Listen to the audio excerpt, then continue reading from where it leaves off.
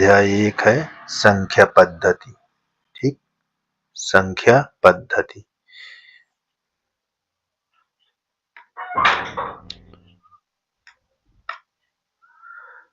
ठीक है, क्या है संख्या पद्धति से नंबर सिस्टम। तो संख्या पद्धति किसे कहते हैं, यानी नंबर सिस्टम किसे कहते हैं। ठीक, तो ये देखिए, प्राकृत संख्याएं यानी पूर्ण संख्या, पूर्णांक संख्या, परमेय संख्या और अपरमेय संख्या, ठीक, के समूह को संख्या पद्धति कहते हैं। इन सब के समूह को हम क्या कहते हैं, संख्या पद्धति। ये ध्यान दीजिएगा, बहुत इंपॉर्टेंट है संख्या पद्धति किसे कहते हैं। ठीक है ना। अब ये देखो, संख्याओं के प्रकार, संख्याओं के प्रकार, टाइप्स ऑफ नंबर्स। तो देखो, संख्याओं के प्रकार क्या होता है। प्राकृत संख्या हमारे पास कितनी प्रकार की होती है, 5 प्रकार के। प्राकृत संख्या यानी नेचुरल नंबर, पूर्ण संख्या होल नंबर, पूर्णांक इंटीजर, परिमेय संख्या रेशनल, अपरिमेय संख्या, ठीक, इरेशनल नंबर। अब इनका सिंबल क्या होता है, ये चीज देखो। इनका सिंबल दिखा है, संख्याओं के चिन्ह। तो इसका सिंबल हम कैसे डिनोट कराते हैं, ये कैपिटल एन से। और पूर्ण संख्या का सिंबल किससे कराते हैं, देखिए, इसे हम डब्ल्यू से पहचानते हैं। और इंटीजर को जो दिया हुआ है यहाँ पास, इंटीजर हमारे पास, इसको हम किससे दिखाते हैं, इसको हम जेड से दिखाते हैं, जेड या आई से। ठीक, और परिमेय संख्या जो है, इसका सिंबल किससे दिखाते हैं, इसका सिंबल क्यू से। किससे, क्यू। और अपर में जो सिंबल होता है उसको हम किससे डिनोट करते हैं, ये चीज को ध्यान दीजिए। इसका आई डबल आर या आई आर से दिखाते हैं, ये इसका चिन्ह है। ठीक है ना, आप पहचानिए इस चिन्ह को। ठीक है, अब देखिए, जो हमारे पास अब दिखाई दे रहा है, यानी सम संख्या, विषम संख्या, भाज्य संख्या और सहभाज्य संख्या, ये कहाँ से उत्पन्न हुई है, प्राकृत संख्या से। किससे, प्राकृत संख्या से। इस ये प्राकृत संख्या से हमको क्या क्या मिला हुआ है, देखो। प्राकृत संख्या से जैसे 1 है, यहाँ 2 है, 3, 4, डैश डैश डैश डैश। इसी से हमको सम संख्या की उत्पत्ति हुई है। सम संख्या कैसे होती है, जो संख्या 2 से भाज्य हो जाए। यानी यहाँ 2, 4 कहाँ से उत्पन्न हुई, प्राकृत संख्या से। 2, 4, 6, 8, डैश डैश डैश। ठीक है ना। अगर ये पूछा जाए कि सम, विषम, आभाज्य, भाज्य और सहभाज्य संख्या कहाँ से उत्पन्न हुई है, तो बताना है कि आपको प्राकृत संख्याओं से ये उत्पन्न हुई है। ठीक है ना। अब देखिए, विषम संख्या क्या है, इसी में से निकालोगे ना, प्राकृत संख्या से। देखिए, 1,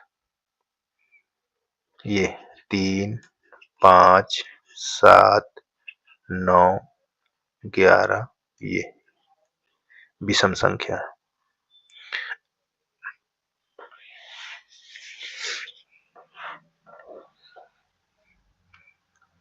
अब देखिए, अभाज्य संख्या। अभाज्य संख्या क्या होती है, देखो, विषम संख्या जो 2 से न कटे। ठीक है ना। अभाज्य संख्या का मतलब होता है जो स्वयं से। तो अभाज्य संख्या क्या है, 2, 3, 5, 7, 11, 13, 17, 19, इस प्रकार की संख्या जो होगी, जो स्वयं से कटे। ठीक है, स्वयं से, वो क्या होती है, अभाज्य संख्या होती है। भाज्य संख्या, कंपोजिट नंबर, जैसे जो किसी न किसी संख्या से भाज्य हो जाए। जैसे आपका 2, 4, सॉरी, इस तरह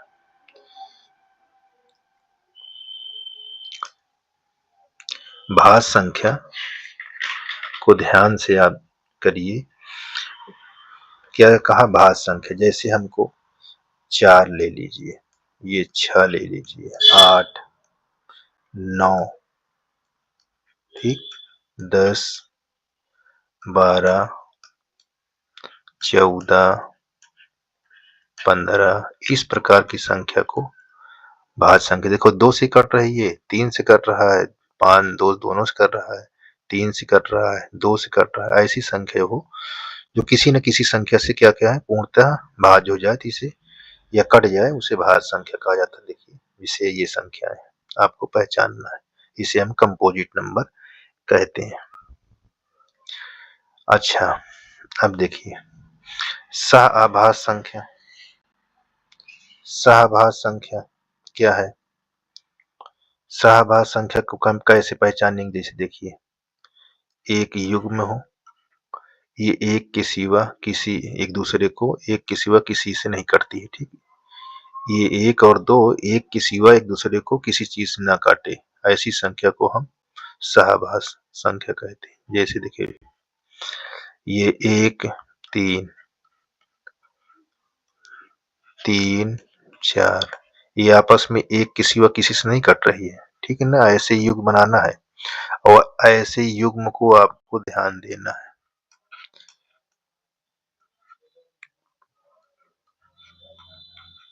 ये इस तरह के युग्म होंगे, इसे इस प्रकार के युग्म, मतलब ये आपस में सिर्फ एक से ही कटे, अन्यथा किसी से नहीं। एक से ही कटे, अन्यथा किसी से नहीं। तो इस प्रकार की संख्या को हम सहआभाज्य संख्या कहते हैं, ठीक है ना।